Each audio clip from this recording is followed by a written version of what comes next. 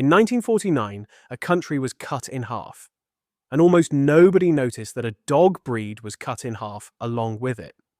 On one side of the Iron Curtain, the German Shepherd continued evolving, influenced by international dog shows, private breeders, and a growing appetite for a dog that looked as good as it worked. On the other side, none of that mattered. The Communist Party took control of every breeding decision, every litter, every stud. The German Shepherd became state property, and the two populations, same breed, same origin, spent the next 4 decades becoming fundamentally different animals, diverging apart completely. This is the story of what happens when you split a breed in half and give each side completely different priorities for 40 years. To understand where both lines ended up, you need to understand where they both started. The West German working line is considered the closest representation of the type of dog originally developed by Max von Stephanitz, the German cavalry captain credited with creating the breed in the late 1800s. His philosophy was simple and uncompromising. If a German Shepherd wasn't a working dog, it wasn't a German Shepherd. Function first. Always. For a while, both East and West held that principle.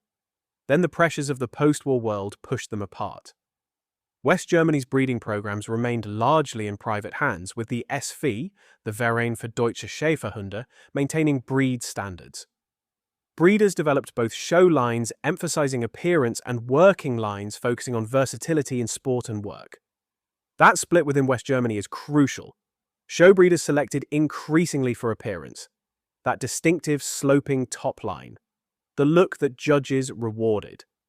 And as showline popularity grew commercially, the intense working drive that Stephanitz had considered non-negotiable began quietly to soften. What had started as a working dog was, in certain pockets, becoming something closer to a pet. East Germany had no such luxury. The communist government maintained strict control over breeding programs, primarily producing dogs for military use, border patrol, and state security. Appearance wasn't irrelevant. Breed wardens still checked structure, coat, and dentition, but it was always subordinate to one question. Can this dog work hard for a long time in terrible conditions? The result was 2 different dogs wearing the same name. Before comparing, it's worth being precise, because the West German working line is frequently misunderstood. It is not the show dog. It is a genuinely capable working animal, considered the most balanced in terms of appearance, temperament, and working ability. Correct working structure, stable temperament, strong drive. These dogs are confident, handler-focused, and adaptable, suited to police work, sport, and family life simultaneously. For Schutzhund, the 3-phase competition covering tracking, obedience, and protection, they excel. High prey drive, exuberant in the work, and genuinely rewarding to train. Truly an all-rounder of a dog. But the backs of West German working lines are often more sloped than DDR lines, and health evaluations were not historically as strict, meaning structural problems can accumulate across generations. Hip dysplasia rates across the German Shepherd breed trace directly back to decades of selecting for a look rather than a sound body. Even working lines weren't fully immune to that pressure. On the other side of the wall, compromise wasn't an option. Strict breeding criteria was enforced, and breed wardens aggressively culled dogs with any sign of hip dysplasia or weak temperament. DDR dogs were bred for power and athleticism, with straight top lines and large, strong heads.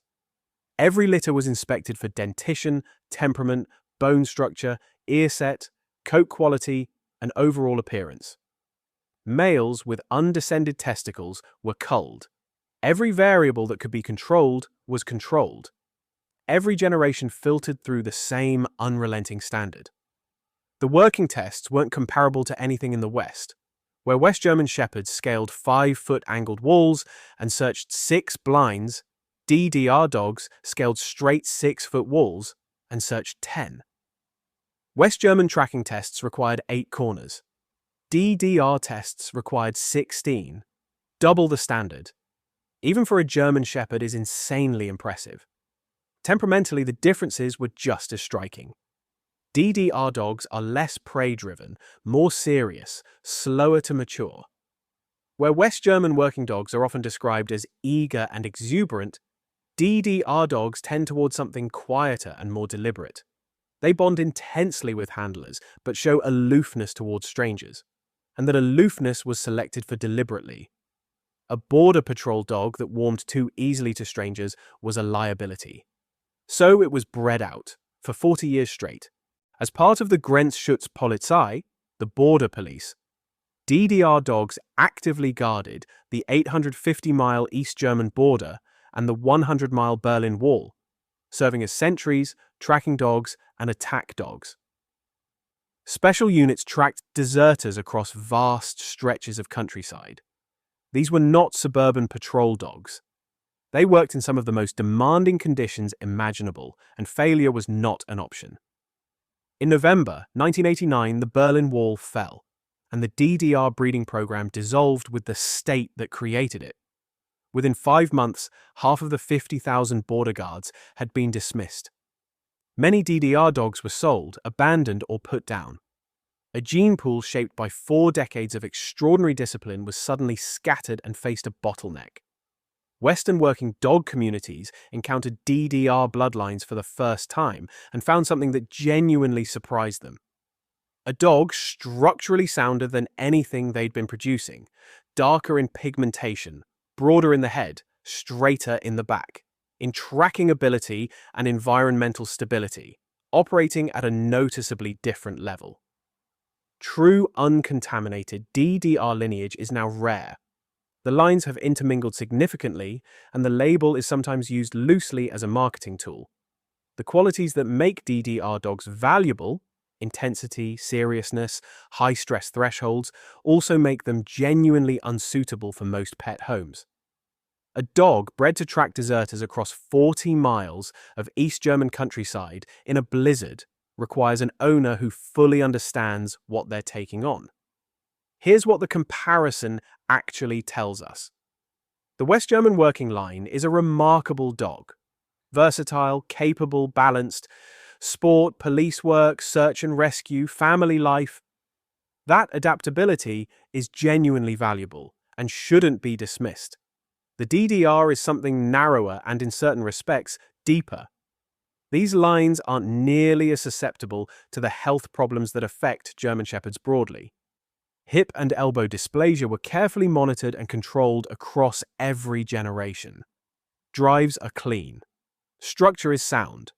Tracking ability, refined over 40 years of uncompromising selection, remains exceptional. What separates them isn't capability, it's philosophy. West Germany asked, "What can this dog do, and how good can we make it look?" East Germany asked only, "What can this dog do?" 4 decades later, you can still see that difference in the dogs. One line shaped by private breeders, international shows, and a market that wanted versatility. The other shaped by a wall, a state, and a single question with no room for compromise. Both produced extraordinary dogs, but they are not the same dog. And understanding the difference matters. Whether you're a handler choosing a working partner or simply trying to understand how 40 years behind an iron curtain can reach all the way down into the bones of a breed. If you enjoyed this video, make sure to like and subscribe and suggest any ideas for future videos on your favorite dogs. See you soon!